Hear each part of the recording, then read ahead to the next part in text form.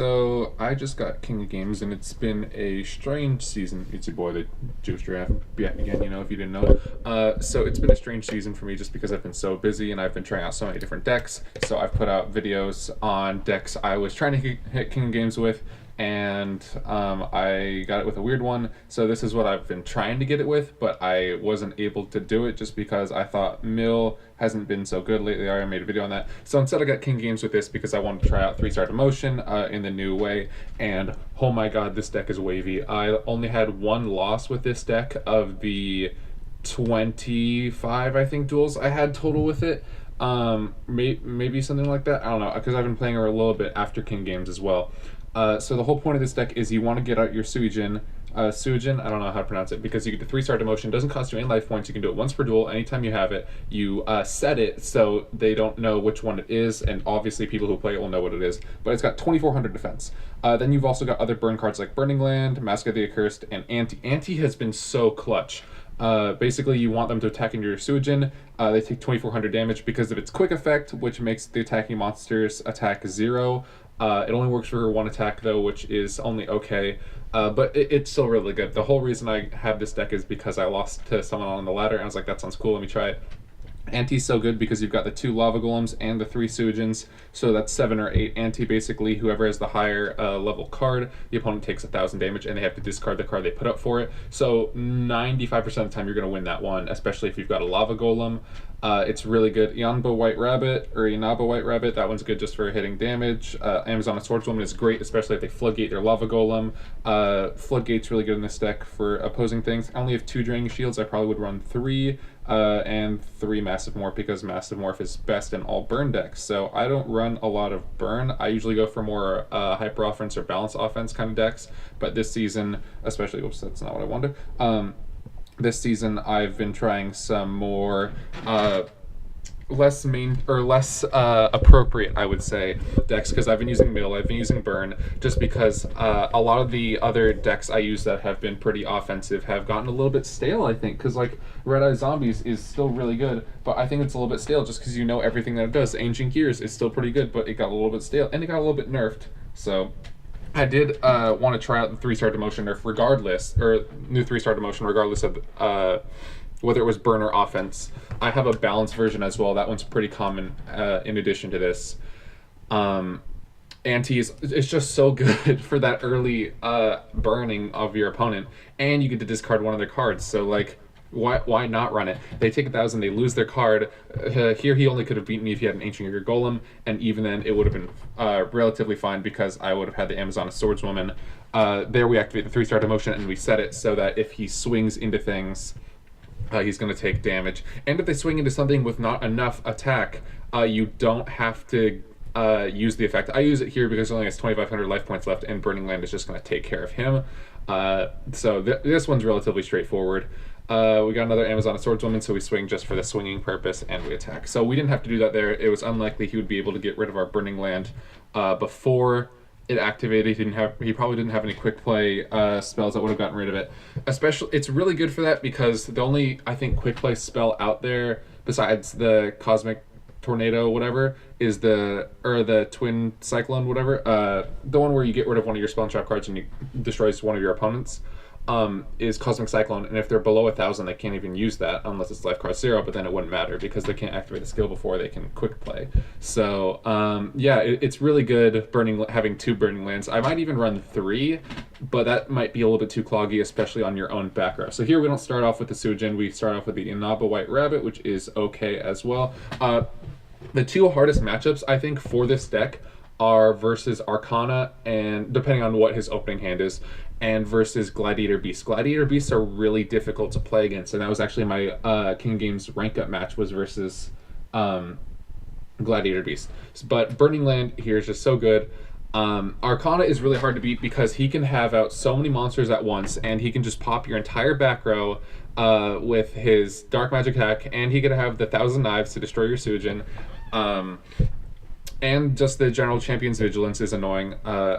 I kind of wish they make Champions Vigilance semi-limited instead of limited. I think that would be cool. Here, okay, when I attacked with the Noble White Rabbit, I knew he had the Sphere Karibo in hand because I saw the delay, and so I thought I might as well try and pop it in case I need to get rid of it later. So that's why I summoned it instead of set it. Normally I would set it, but here I just really wanted to pop that. I just really want to pop it. So I don't attack here because you do want to keep this in defense. It's just better that way, I think. Because you're not going to get destroyed by things if they do attack. Oh, here's the Lava Golem. Yeah, so I know it's kind of hard to explain why you'd run or why you change it to defense and keep it in defense, but once you start playing it, you'll understand. Like in this circumstance, if he gets out 2 Dark Magicians, if he swings with one, it goes to 0. If he swings with the other, he'll be able to get over me anyway. Yeah, I know it's kind of hard to explain, but that's just the whole thing with this deck is keep it in defense. Unless you really, really need that damage. You don't want to be swinging other things and getting rid of your opponent's monsters. You don't want to do that either for Lava Golems. So, yeah. Here was the actual, what I thought was going to be the mirror match. And it gets a little different. If you're in my Discord, you've already seen this deck because I laughed and laughed at it for so long. This deck is crazy, as you will see. Right now, on the ladder, it's kind of nutty since it's the end of the month.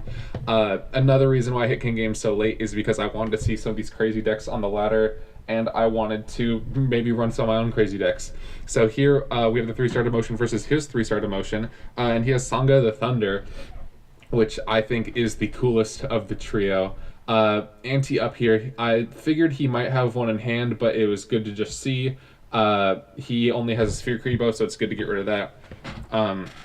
And yeah, so we can just go ahead and attack with our Amazon Swordswoman, but he does have another Sphere Karibo.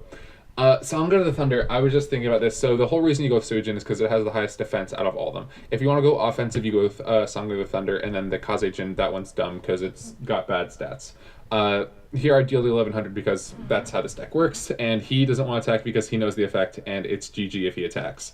But his deck has some crazy other shit up in it, which is just ridiculous. Well, I think it's the next turn it'll come out. I don't activate the Noble White Rabbit in case he has a Lava Golem and in case he has a Floodgate, stuff like that. But here he's got the Center of the Thousand Hands. And I see the Relinquish and I'm like, oh my god, what is this crazy person doing? 3-star Demotion plus Relinquish? What year is it? Where am I? What dimension is this? So yeah, Noble White Rabbit for the Econ. It's just whatever, since I know he won't Lava Golem, since I'll be able to bring it back. And that's fine then. But here he's going to bring out his Sonic Bird, and he's going to relink. It doesn't matter because I do have the Draining Shield in the back, but Relinquish, that's such a crazy thing. So yeah, as you can see, the Suijin just made for an amazing wall in this because your opponent can't attack over it if they know what it is, and if they don't know what it is, they're taking a ton of damage. So you got to either stall them out with your other, with having the wall and then have other burn cards, or you just burn them when they attack into your big wall. And maybe you can swing over some of their lower monsters, especially if you get other stuff down. You could run Wall Disruption in this deck. I think that would be another good option. I'm not sure what you would take out over it, though. Maybe one of the... No, I think 3 Massive Morphs is pretty important in this deck. Maybe you could take out one of the Suijins. Like, as you saw there, I had 2 in hand, and they do tend to be pretty bricky, depending on how many of them that you draw. So maybe running 3 isn't the best, but at the same time, if you don't have 3, you're defeating the whole purpose of the deck. So it's really up to you. There's a couple other options I didn't talk about for it, like if you want to run your general defense cards like Windstorm and Curse of Anubis. They all fit in this deck as well. Although I do think Wall Disruption is a little bit better than that, especially since a lot of decks these days are really swarmy. I mean, so many decks will swarm the board, so Wall Disruption is just really good at getting around that. So this is the Gladiator Beast matchup. It's really hard. I only faced Gladiator Beast maybe 4 or 5 times in the ladder, and I won all of them. It was a difficult matchup. The only time I lost was versus the craziest counter team deck I've ever faced in my life. I don't have the replay saved. I didn't save the replay, but it was just a crazy deck. It was versus a dude who had a skillless thing, only URs and SRs, and it looked like it was pretty much an auto duel deck, but it was just crazy. This guy, on the other hand, never lets me use a Lava Golem because he is just all over the place. We 3-star Demotion here. Because that's what this deck has to do, and we'll get some damage. So you're pretty much guaranteed 2400 damage with this deck. or versus Gladiator Beasts, because they are going to have to attack into your Suijin. They can't attack and get around it. So here he takes a 2400 damage, and he's not able to switch into a Murmillo. However, Holy Guard gets around the big problem in this deck. And here I'm just going to Mask of the Curse to try and put pressure on him. Hope he doesn't draw into a monster, but of course he does. Yeah, that's the whole thing. And he's got the Super Rush, which is another big problem. This is a real struggle because the back row for Gladiator Beast can be so disastrous to this deck. Good thing you do have the burning cards like this, and no Massive Morph is just really, really difficult for this as well. Floodgates, they're pretty critical, especially in the Gladiator Beast matchup, because of the impact that the fusion has on this. They only need to get out 2 monsters, and they know that you're a burn, so you're not going to be able to get Lava Golems out super freely as you would versus other burn and anti-burn intense decks. I don't know what to call them, or like offense decks. Like Gladiator Beast, it's bad versus burn most of the time. This is the style of burn, though, where you're going to lose a lot if you don't know what you're doing and if you don't have the right pulls. So Burning Land here is going to come out because it is amazing, and we'll set the Massive Morph, and what do I have over here? Yeah, another Massive Morph. So it's pretty much game at this point, unless he pulls out some crazy stuff. He does go, it's just the same fusion over and over again, using the same 2 cards. But we do have the Massive Morph. Here I play around Anti-Magic Arrows, or if he's got some sort of crazy storm or something like that, activating it right away. And Anti's here just to pull off the final combo. Anti just being so good for situations like this, if you just need that last little bit of damage, or if you need that early damage. If Anti was at more than 1, I would probably run 2 in this deck, because you do have those 5 high-level cards. And most things these days, most decks don't really run 8-star monsters other than Burn. The only ones I can think of would be Ancient Gear Golem and Cyber Angels, although this time on the ladder, I have not seen a Cyber Angels decks for like maybe a week and a half, maybe 2 weeks, just because Cyber Angels is good and there's no good players in the ladder anymore. Yeah, I'm looking forward to decks in February. I'm not sure what cards they're going to be adding for the new event rewards. I did see on the Duel Links Meta Discord there is some leaks out there. I don't remember what they were, but none of them looked too interesting. There wasn't any groundbreaking cards. So I do hope we get something cool for the new rewards and not more garbage like we seem to get all the time. Anti again. This card, like, I never thought it was going to be used for anything, and here it is taking out a Red-Eye Zombie Dragon from the hand, so it is going to put in the graveyard, which is a little bit unfortunate if he does have the Red-Eye Spirit in the back. But it does get around some Gozuki plays, which is nice as well, and it will force him to use his traps now, especially since Red-Eye's Spirit is semi-limited. It is going to be really good. He does have the Insight, so leading me to believe he does not have the Spirit.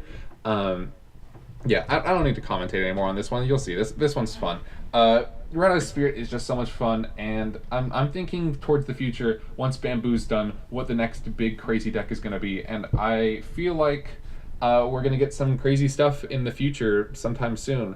That's just the way I think about these things, because we lost Cyber Angels as the crazy big deck. We lost Bamboo as the big crazy deck. It means that Burn is going to be more popular again, and I think that there's going to be some sort of new crazy style of Burn. Like, this is a crazy style of Burn. It is not the crazy style of Burn, but as you can see here, it does take on a lot of kinds of decks pretty well. The only thing it really loses to straight out is Cyber Angels, but with the new nerf, you're going to be more or less okay. Also, Ancient Gear's hard versus this deck, but nothing to worry about for right now. Here, let me show real quick the non-burn version of this deck, and then that's it for this one. I haven't finished this deck. I'm still working on it, trying to figure out what last monster to go with. Also, Meiku the Magical Mist isn't super necessary. If you want, you can run this with Kyron the Mage and take out a bunch of these traps, and then that'd be another option as well. So I hope you guys enjoyed this video. I know I'm going to get a lot of flack probably that I ran a Burn deck and got to King Games with it, but Burn is not the worst thing out there. I think there's definitely worse styles of Burn as well, and it's certainly better than Bamboo, although I do use Bamboo, especially for tunes. So thank you all for watching. This is the Jewish Draft signing out. Please leave comments, like, share, subscribe, blah, blah, blah. Thanks for watching. I hope you enjoyed.